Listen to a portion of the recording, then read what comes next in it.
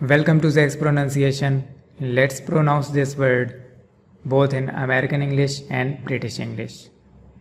In British English, it's pronounced adult, adult, adult, with the emphasis on the first syllable, adult.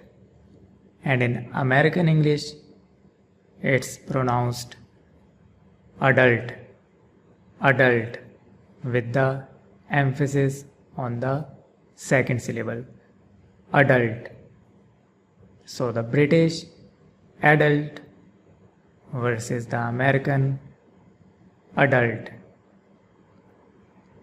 Thanks for watching the video. Please like and subscribe Zack's pronunciation and check out other videos in the playlist for the pronunciation of various English words.